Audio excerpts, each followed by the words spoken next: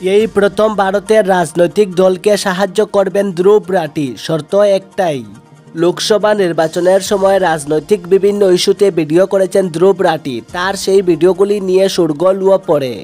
ইউটিউবে ধ্রুব রাঠির চ্যানেলে সাবস্ক্রাইবার রয়েছেন 2.5 কোটির বেশি। সেই সাবস্ক্রাইবারদের কাছে নিজের বার্তা পৌঁছে দেন ধ্রুব রাঠি। আর কয়েকদিন পরই মহারাষ্ট্রের বিধানসভা নির্বাচন। আগামী 20 নভেম্বর মহারাষ্ট্রের 288 আসনে এক দফায় নির্বাচন।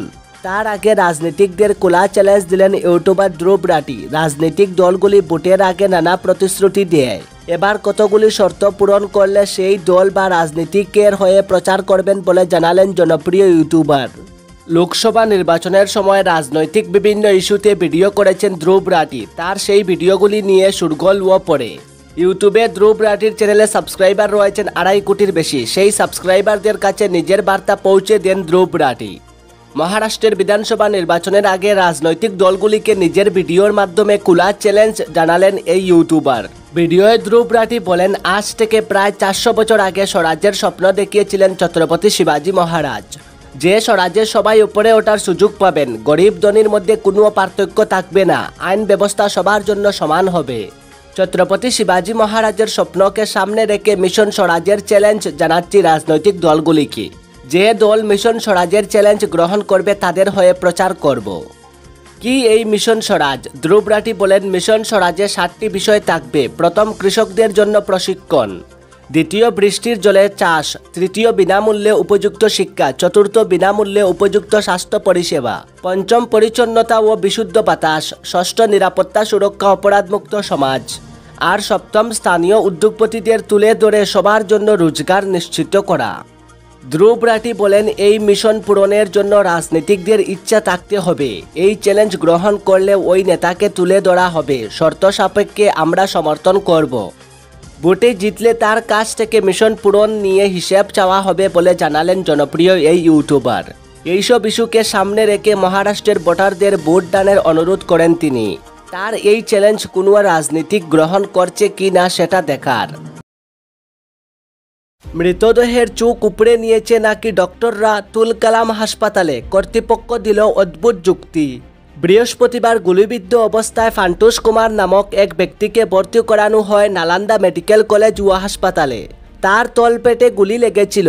আইসিইউতে ভর্তি ছিলেন তিনি। শুক্রবার রাত 9:15 নাগাদ তার মৃত্যু হয়। রোগী মৃত্যুকে কেন্দ্র করে অশান্তির খবর প্রায় সময়ই শোনা যায়। কিন্তু মৃতদেহের অঙ্গ কুবলে নেওয়া এই অভিযোগকে কেন্দ্র করেই তুল কালাম কাণ্ড বাঁধল হাসপাতালে। সরকারি হাসপাতাল থেকেই রোগীর মৃত্যুর পর চোখ কুবলে নেওয়ার অভিযোগ তুলল পরিবার। যদিও হাসপাতালের যুক্তি ইঁদুর চোখ কুবলে নিয়েছে। ভয়ঙ্কর ঘটনাটি ঘটেছে বিহারের পাটনায়। বৃহস্পতিবার গুলিবিদ্ধ অবস্থায় ফান্টুস কুমার নামক এক ব্যক্তিকে ভর্তি করানো হয় নালন্দা মেডিকেল কলেজ ও হাসপাতালে। তার তলপেটে গুলি লেগেছিল। আইসিইউতে ভর্তি ছিলেন তিনি। শুক্রবার রাত 9:15 নাগাদ তার মৃত্যু হয়। রাত 1টা অবধি মৃত্যুর পরিবার হাসপাতালেই ছিল। এরপর তারা শেষকৃত্যের ব্যবস্থা করতে যান। ঘণ্টা খানেক পরে তারা যখন দেহ চালিয়ে নিয়ে যেতে যান তখন দেখেন যে ফান্টুস কুমারের বাম চোখ নেই। এরপরই হাসপাতাল কর্তৃপক্ষের বিরুদ্ধে অভিযোগের আঙ্গুল ওঠে। মৃতের পরিবার দাবি করে ফান্টুস কুমারের চোখ উপড়ে নেওয়া হয়েছে। যে বা যারা ওই ব্যক্তির উপরে হামলা চালিয়েছিল তাদের সঙ্গে হাসপাতাল কর্তৃপক্ষ হাত মিলিয়ে এই কাজ করেছে। নয়তো মৃতদেহের অঙ্গ প্রত্যঙ্গ বিক্রি করে দেওয়া হাসপাতালের ব্যবসা বলেই অভিযোগ করা হয়। ডাকা হয় পুলিশও।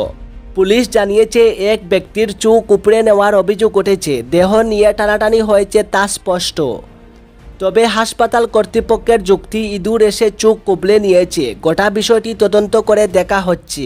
হাসপাতালের সিসিটিভিও খতিয়ে দেখা হচ্ছে। এবার নিশানায় খুদ মুখ্যমন্ত্রী। বাড়িতে চড়াও উন্মুক্ত জনতা। ফের জারি হলো কারফিউ, বন্ধ ইন্টারনেট। শনিবার সকালেই মণিপুরের 3 জন মন্ত্রী ও 6 জন বিধায়কের বাড়িতে হামলা করে ক্ষিপ্ত জনতা। এরপরই তড়িঘড়ি প্রশাসনের তরফে ইম্ফল পূর্ব ও পশ্চিমে অনির্দিষ্টকালের জন্য কারফিউ জারি করা হয়। রাজ্যের 7 জেলায় বন্ধ করে দেওয়া হয়েছে ইন্টারনেট। উত্তপ্ত মণিপুর। অশান্তির আঁচ এবার পৌঁছল মুখ্যমন্ত্রীর বাড়ি পর্যন্ত। মন্ত্রী বিধায়কদের বাড়িতে হামলার পর এবার খুদ মুখ্যমন্ত্রী এন বীরেন সিংহের বাড়িতে হামলা চালায় একদল ক্ষুব্ধ জনতা। দরজা ভেঙে জোর করে ঢোকার চেষ্টা করে বিক্ষোভকারী জনতা। তাদের প্রতিহত করতে পুলিশ ও নিরাপত্তা বাহিনী কাঁদানে গ্যাস ব্যবহার করে। এদিকে পরিস্থিতি নিয়ন্ত্রণে ইম্ফলে কারফিউ জারি করা হয়েছে। 7 জেলায় বন্ধ করে দেওয়া হয়েছে ইন্টারনেট। গত সপ্তাহ থেকেই নতুন করে উত্তেজনা ছড়িয়েছিল মণিপুরে। কুকি দুষ্কৃতীদের সঙ্গে নিরাপত্তা বাহিনীর সংঘর্ষ কেন্দ্র করে উত্তেজনা ছড়ায়। সেই সংঘর্ষে 10 জনের মৃত্যু হয়েছিল। এরপরই নিখোঁজ হয়ে যায় 8 মাসের শিশুসহ 6 জন। অভিযোগ উঠেছিল অপহরণের। শুক্রবার মণিপুরের একটি নদী থেকে তাদের দেহ উদ্ধার হয়। এই ঘটনাকে কেন্দ্র করেই রাজ্য জুড়ে নতুন করে অশান্তি শুরু হয়। শনিবার সকালেই মণিপুরের 3 জন মন্ত্রী ও 6 জন বিধায়কের বাড়িতে হামলা করে ক্ষিপ্ত জনতা। এরপরই তড়িঘড়ি প্রশাসনের তরফে ইম্ফল পূর্ব ও পশ্চিমে অনির্দিষ্টকালের জন্য কারফিউ জারি করা হয়। রাজ্যের 7 জেলায় বন্ধ করে দেওয়া হয়েছে ইন্টারনেট। এরপরে বিকালে সরকারের উপরে খুব উগরে দিয়েই বিক্ষুব্ধ জনতা মুখ্যমন্ত্রী এন বীরেন সিংহের বাড়িতে হামলা চালানোর চেষ্টা করে। কাঁদানে গ্যাস ছুড়ে কোনো মতে পরিস্থিতি নিয়ন্ত্রণে আনে নিরাপত্তা বাহিনী। পূর্ব পশ্চিম ইম্ফলে কারফিউ জারি করা হয়েছে অনির্দিষ্টকালের জন্য। বিষ্ণুপুর, থয়বাল, কাংকোপকপি, চূড়াচন্দ্রপুর সহ 7 জেলায় ইন্টারনেট বন্ধ করে দেওয়া হয়েছে। মণিপুর সরকারের তরফে কেন্দ্রের কাছে আফস্পা পর্যালোচনা ও প্রত্যাহারের আর্জি জানানো হয়েছে।